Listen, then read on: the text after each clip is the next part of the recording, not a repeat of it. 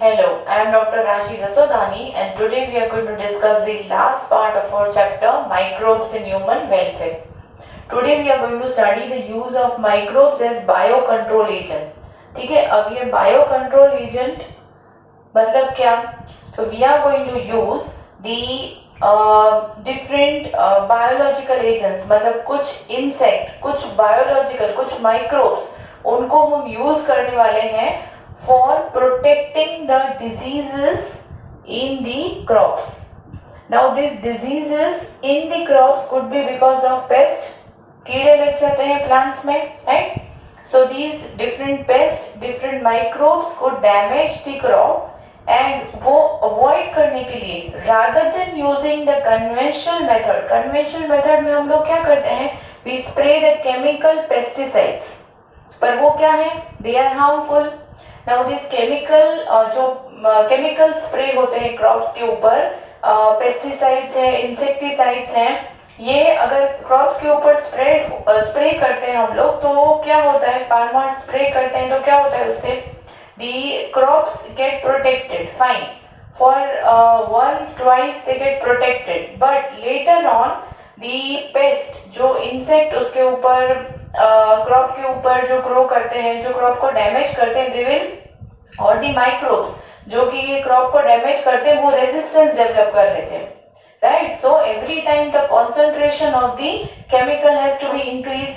Secondly, the chemicals which is spread on the crops वो सारा का सारा सॉइल अब्सॉर्ब कर लेती है, सो सॉइल में वो केमिकल्स आ जाते हैं and slowly they even enter the ground water. तो ये सारी चीजें क्या हो रही है? पोल्यूट हो रही है, because these chemicals they are not biodegradable. तो ये रहते हैं in the soil, in the ground water and hence they cause pollution. Moreover when these crop products, जैसे कुछ वेजिटेबल्स हैं, फ्रूट्स हैं, तो ये क्रॉप प्रोडक्ट्स अगर वो ह्यूमंस कंज्यूम करते हैं तो those chemicals even enter the human body and they can even harm in that manner.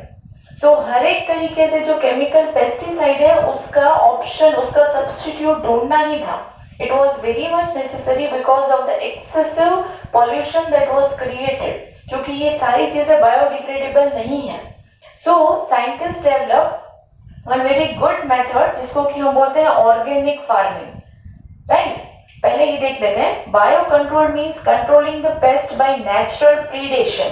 अब यहाँ पे जब वर्ड आता है नेचुरल प्रीडेशन तो वी नीड टू अंडरस्टैंड कि प्रीडेशन मतलब क्या. You might be knowing that prey होता है एक और प्रीडेटर होता है, ठीक है? प्रे मतलब कौन? तो शिकार, राइट? एंड प्रीडेटर मतलब कौन? The one who feeds on that, जैसे डियर और लायन, राइट? तो डियर है वो प्रे है, लायन इज अ प्रीडेटर. हम किसकी बात कर रहे हैं? We are going to protect the crops by natural predation. जैसे अगर किसी प्लांट में कोई कीड़ा लग गया है, विल टेक दिस एग्जांपल, जैसे एविड्स नाम के जो कीड़े हैं वो प्लांट को हार्म कर रहे हैं, right? They are destroying the crops. अगर वो डिस्ट्रॉय कर रहे हैं तो what we can do? We can just spray lady bird. Lady bird कौन है? तो बहुत वेल नोन बीटल है. आप लोगों ने ये वाला बीटल देखा भी होगा. It's red coloured with black dots on it. अब वो बीटल को अगर हमने स्प्रे कर दिया क्रॉप पे तो what would happen? This beetle is not going to harm the crop, instead it will eat the aphids, because ये उसके ऊपर फीड करता है. तो उसको बोलते हैं हम नेचुरल प्रीडेशन. उसको क्या बोलते हैं? Natural predation. That means the ladybird is not going to harm the crop, instead it would help in eating away, मतलब removing the aphids, ठीक है? दूसरा क्या होगा कि it is not chemical, वो biodegradable है, it is not going to harm the environment. तो this is the benefit of the biocontrol means. Okay, next is organic farming. Now in the organic farmer, one who performs the organic farming would not use any chemical for this one pesticides or insecticide. कोई भी ऐसे harmful chemical spray नहीं करेगा. Therefore would not eradicate the pest. That means pest will not be get killed completely. मतलब उनका manageable level होगा. They are kept at the manageable level, एकदम zero नहीं हो जाएगा, उनको पूरा किल नहीं करना है, and they are maintained by the check and balance system, ये हमारी टेक्स्ट बुक में मेंशन है, thus creates a vibrant ecosystem. That means that the natural predation, this kind of phenomena is going to be used.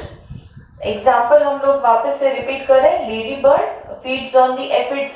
अब aphids हैं वो छोटे छोटे insects हैं, they are going to feed on the crop, hence they would damage the crop. So ये हमको नहीं चाहिए, उसको स्टॉप करने के लिए उसके नंबर एकदम जीरो नहीं करने हैं, बट डिक्रीज करने के लिए what we are going to use, instead of spraying the chemicals we are going to use the ladybird। ये एक बीटल है, रेड कलर का बीटल है, you might have seen this beetle with the black dots on it।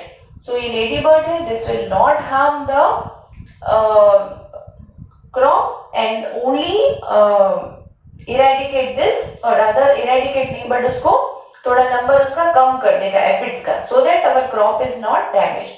then comes other example, dragonflies, they feed on the mosquitoes।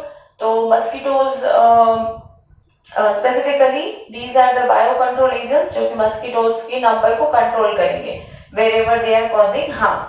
then comes other example जो जहाँ पे कि microbes हम लोग use कर रहे हैं to control the butterfly caterpillars। now you might be aware about the life cycle of the butterfly, जहाँ पे कि बटरफ्लाइज के एग हैं वो कन्वर्ट होते हैं into they grow into larva rather, and this larva will undergo the pupa stage, और pupa stage से फिर final butterfly में convert होता है, ठीक है। so this is the metamorphosis of the life cycle of the butterfly। now here these caterpillars they feed on the crop, तो बहुत ज्यादा फीड करते हैं वो, that means they keep on eating the leaves, वो बहुत ज्यादा क्रॉप को डैमेज कर देते हैं, एंड अगर ये अपनी पूरी लाइफ साइकिल कंप्लीट कर देंगे they will become butterfly, butterfly will lay more number of eggs and more number of caterpillars would be form. तो ये साइकिल चलता रहेगा, तो finally the whole crop could be damaged and we are performing organic farming, तो हमको chemicals तो spray करने हैं नहीं। So what is done, one method has been developed, ये माइक्रोब है bacillus thuringiensis। Now it is, उसका शॉर्ट फॉर्म हम लोग बीटी यूज करेंगे, तो ये बीटी के स्पोर्स अवेलेबल हैं these days, BT spores are available. और जैसे हमारे मतलब शैम्पू के पाउचेस आते हैं सैशेस, ऐसे स्पोर्स के पाउचेस सैशे मिलते हैं, they are to be just mixed with water and sprinkled on the crops। what would happen over here, ये जो बेसिलस thuringiensis है ये एक टॉक्सिन प्रोड्यूस करता है, ठीक है, it produces one toxin which is harmful for only the butterfly caterpillars, it is not harmful for the other insects, right. So यहाँ पे क्या होता है कि हमारे जो यूजफुल इंसेक्ट्स हैं like other animals are there, earthworms है, तो वो सारे जो है जैसे ग्रास होपर है तो that is not damaging, right.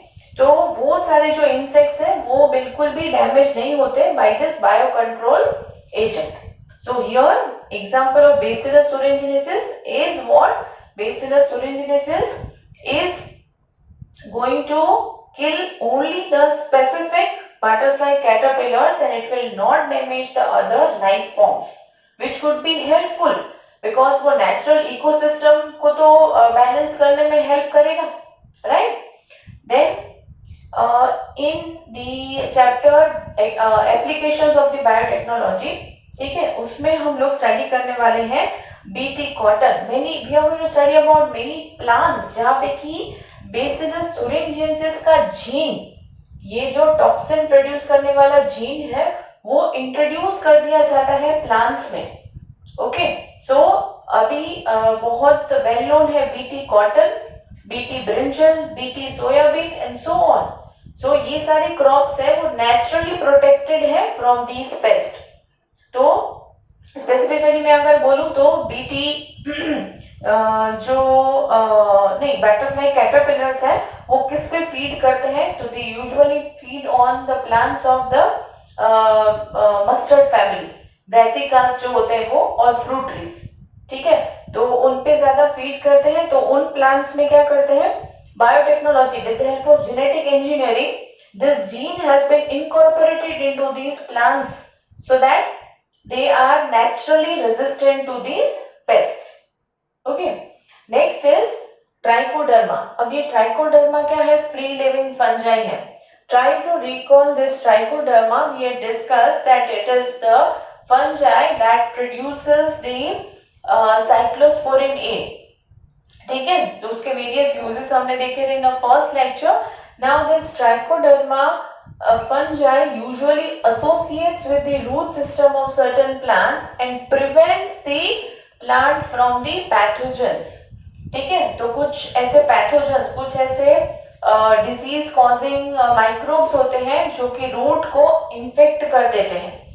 Trichoderma मतलब हम किसकी बात कर रहे हैं? बायो कंट्रोल एजेंट की बात कर रहे हैं. Trichoderma is used as the biocontrol agent to protect the plants from the root pathogens. ठीक है. Next is baculoviruses. Baculoviruses are a group of viruses जो किस कौन से जीनस को बिलोंग करते हैं? न्यूक्लियोपॉलीहेड्रोवायरसेस. This is the broader term. तो ये न्यूक्लियोपॉलीहेड्रोवायरसेस जीनस है, उसमें से स्पेसिफिकली बैक्यूलोवायरसेस की अगर हम बात करें तो they are used to attack the insects, because ये जो वायरसेस है they attack only the arthropods. They are not going to harm any mammal, human beings को, कोई भी दूसरे एनिमल्स को they are not going to harm. इसीलिए उनको यूज किया जाता है for species specific narrow spectrum insecticidal application के लिए. Children, this portion is very important. Trichoderma का नीट में क्वेश्चन पूछा हुआ है बहुत बार, right? So again coming back to baculoviruses, they attack only insects, they do not harm any other animals, okay, including humans. Then they are species specific. अगर specifically हमको कोई एक particular insect को target करना है, it will not even harm other insects. It is not going to affect all the insects at a time.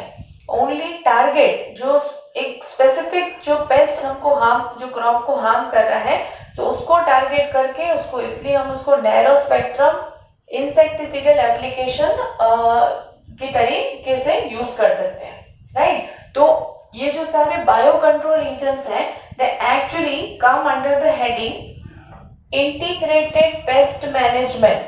ठीक है, तो जहां ऑर्गेनिक फार्मिंग हो रही है वहां पे इंटीग्रेटेड पेस्ट मैनेजमेंट फॉलो किया जाता है, so that we are able to manage the environment. मतलब उसमें कोई पोल्यूशन हम नहीं क्रिएट कर रहे हैं, हम ऑर्गेनिक फार्मिंग कर रहे हैं, we are using all the bio control agents and hence we are getting good crop at the end, right? So this is about the last part of the chapter. Thank you.